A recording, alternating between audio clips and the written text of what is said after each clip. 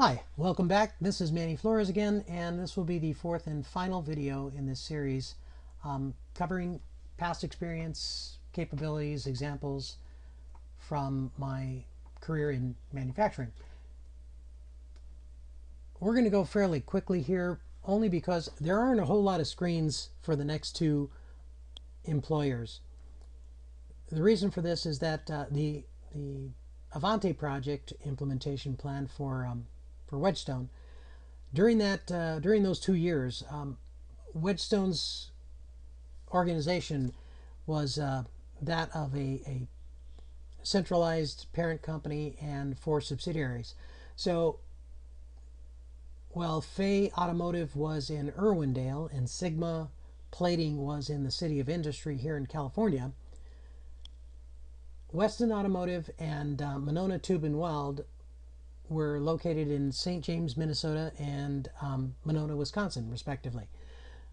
Because of the travel involved in implementing at those locations, including Sigma Plating and City of Industry, much of my activity through those couple of years was managed remotely.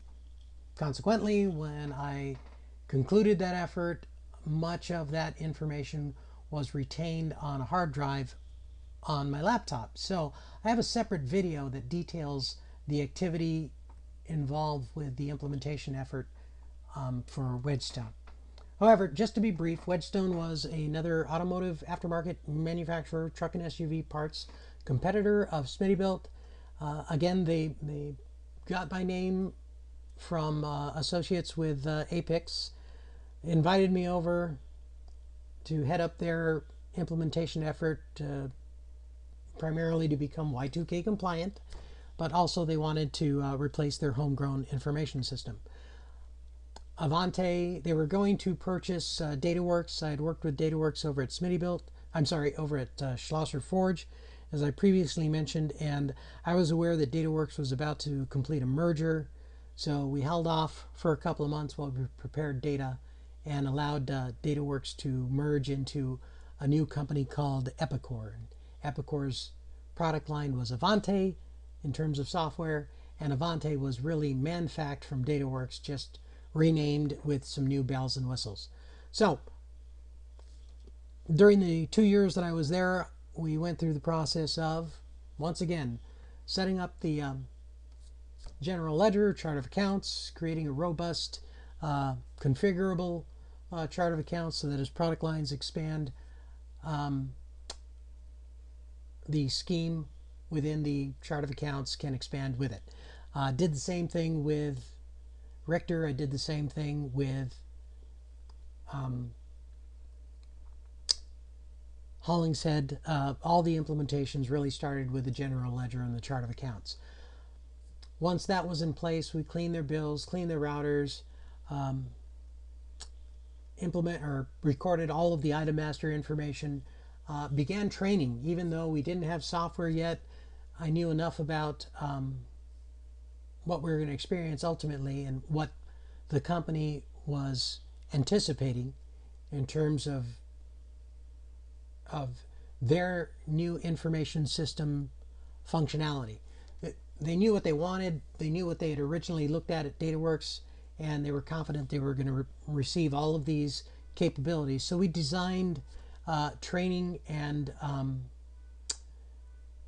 data management prep around what we anticipated we were going to get from Avante. Ultimately we did, but it was pretty unique in that we were creating forms and recording data in advance of actually having the software. But good group of people. We did everything that we set out to do and then some, including establishing forecasting and shop floor control through RF technology, implemented capacity planning, statistical process control, cut time to from design to market. Just a lot of great developments during those 2 years, and again worked with a whole slew of people, both Midwest and here in California. By way of an example of our results, You can see here that now by February of 2000, we're already producing forecasting reports. Now, this is end items for a step bar series for Fay Automotive. And then driving down into the bill of material, these are raw material tube requirements for those same step bars. So again, to reiterate, the bulk of the detail is going to be in an Epicor related video that I have separate for Wedgestone. I want to say that once we were complete with our implementation, I had been offered a position with CMTC, California Manufacturing Technology Center, as a consultant, and they were a nonprofit, federally funded service for small enterprises in California, privately held companies that needed to implement some of the technology and capabilities that I've been working on for other organizations. And I was prepared to leave Wedgestone and go to work for them when, once again, my Apex brethren provided my name to Wedgestone's competitor, Smittybilt, a gentleman named Gary Doak. And Gary Doak actually worked for Lund International. Lund was the parent or holding company and had purchased Smittybilt from Tom Smith about a year before. So consequently, Gary contacted me. I emphatically declined any interest, let him know that I was going to work for CMTC and that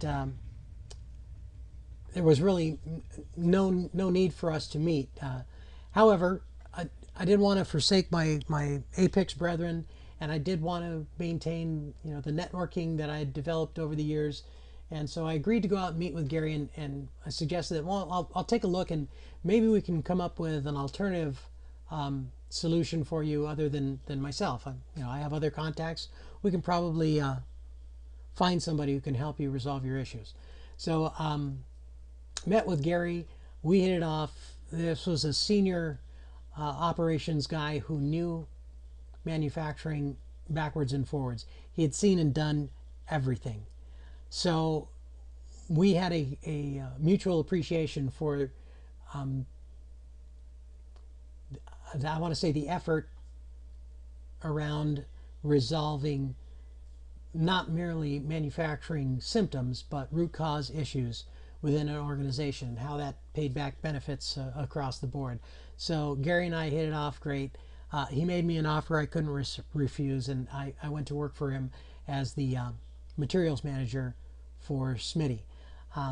Within 30 days, the ops guy left for greener pastures, and Gary asked me to fill in, quote unquote, temporarily. I want to say that a year later, I was still doing the same, still operating in both positions. But over the course of that year, we managed to turn the company around from losing money to posting a profit. The fundamental issue with Smitty was that Lund International utilized BPICs, old style MRP technology, not very robust, but they forced the group at Smitty to let go of their existing information system, convert to BPICs before they had completed their crossover. So when I arrived, they had duplicate part numbers. They were chasing inventory that wasn't really there. Fill rates had dropped below 40%. Marketing had pretty much thrown up their hands and stopped trying to sell the product. Our designs were running 30 days beyond their standard design window for development. Good God. 6 days a week, 3 shifts, 125,000 square feet of building, including a powder coating facility. You name it, there were issues. But like I said, a lot of good people. John Gray had been with the organization forever. Tom and Christy over in finance were phenomenal in terms of cost accounting and finance. Mr. Delgado was known throughout the industry as a top-notch designer, and like I said, the sales group, Doug, a senior guy himself, was doing the best soft shoe he could to keep our sales up. Between all of us, we managed to first and foremost complete the part numbering process and get the item masters, bills, routers, and along with the chart of accounts reestablished within BPIX. Along the way, we also purchased some RF technology so that we could implement barcoding both in the shop floor as well as in inventory for materials management purposes and staging. We worked with John Delgado to effect a formal ECR ECN process, and John eventually ended up heading up the MRB group. Took mature items that were low volume and interrupting our larger production runs. We shipped them overseas to get fabbed in Korea. I enlisted the assistance of a group called East West, an importing company, so that we could get around the red tape and lengthy lines of credit requirements. So that paid back benefits in short order. Converted the entire organization from 6 days a week on 3 shifts to 2 shifts and 4 tens. So that unfortunately also involved some layoffs. However, towards the end of the year, we were already looking at rehiring much of the staff that we had let go. And as I said, after 10 months, we were posting a profit. We had regained the bulk of our sales and distribution network, and managed to cut costs, inventory, and overall operating expenses. I want to say that well, those were all positives. Unfortunately, we did such a good job that London International put the company up for sale. So again, a great effort on everyone's behalf. I had responsibility for the P&L from the get-go, and it was an eye-opener, to say the least, to deal with not only the hands-on issues that I could do something about, but also have to deal with the political issues that Gary and I were involved with, associated with Lund and their investors. So again, my name is Manny Flores. This is a brief overview, or tail end of a brief overview, of the extent of my experience.